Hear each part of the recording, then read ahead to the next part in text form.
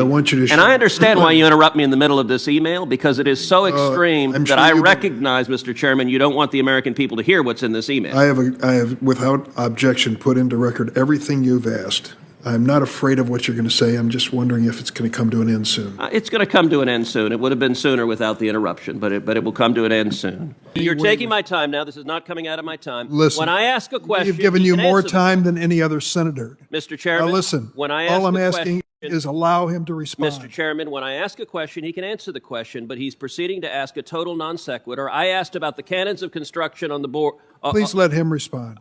I'll ask the question again. The Senate Judiciary Committee chamber was tense. The air was thick with the weight of political friction as Senator Ted Cruz took the microphone.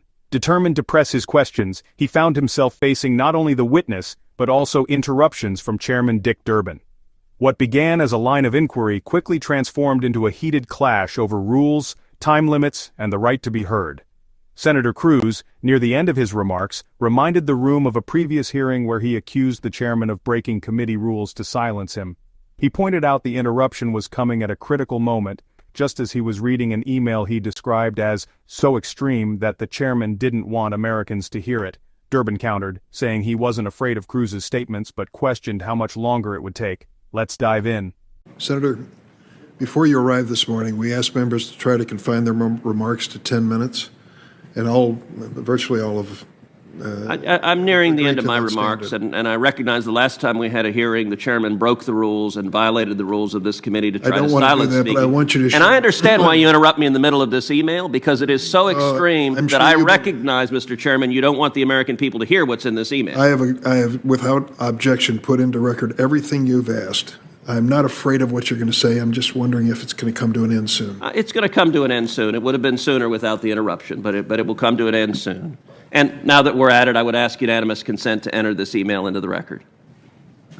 Without objection. So, a disturbing spike in harassment, intimidation, and threats of violence. Now, you spent a long time as a judge when you have three things listed.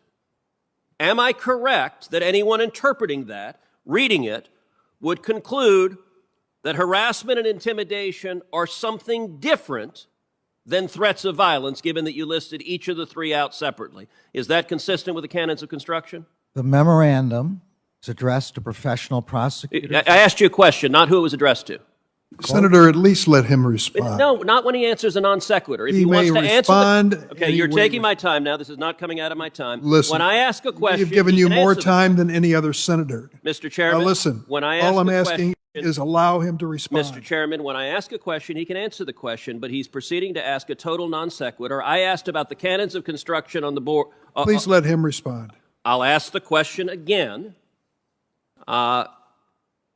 The opening line of the memo specifies harassment, intimidation, and threats of violence.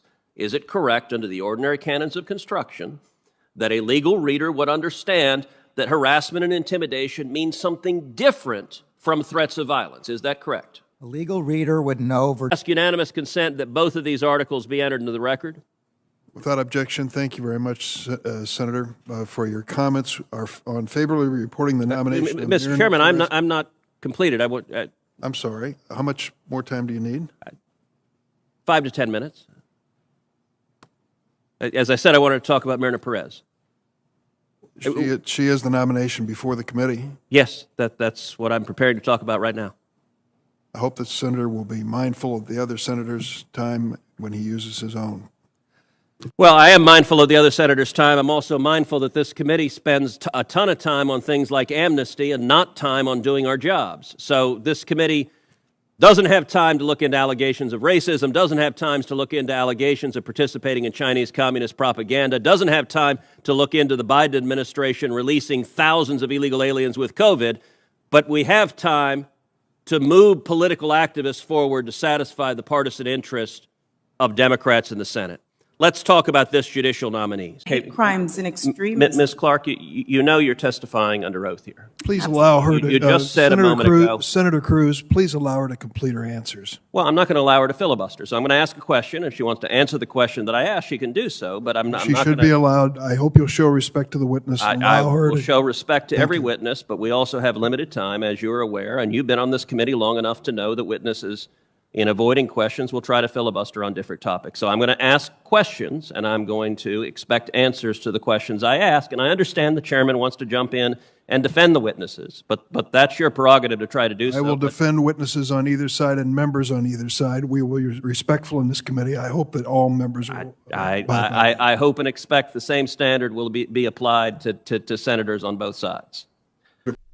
In the end, Senator Ted Cruz stood firm, refusing to be silenced or sidetracked by procedural interruptions. Throughout the exchange, he made it clear that his responsibility was to the American people, to uncover the truth, press for clarity, and ensure that nominees and witnesses are held fully accountable. While others in the room sought to shift the conversation or drown out his questions, Cruz stayed laser-focused on the facts at hand, refusing to allow vague responses or political deflection to take the place of real answers. His determination exposed a critical point. Too often, vital issues, whether they involve potential misconduct, ties to foreign influence, or failures in public policy, are brushed aside in favor of advancing partisan agendas. Cruz challenged that status quo, reminding the committee and the public that oversight means asking hard questions, even when those questions make people in power uncomfortable. By standing his ground against repeated attempts to interrupt and dilute his line of inquiry, Ted Cruz demonstrated the kind of resolve and leadership that prioritizes truth over political convenience. His clash in the chamber wasn't just about one nominee. It was about defending the integrity of the Senate's role in protecting the American people's interests and sending a message that accountability will not be negotiated away.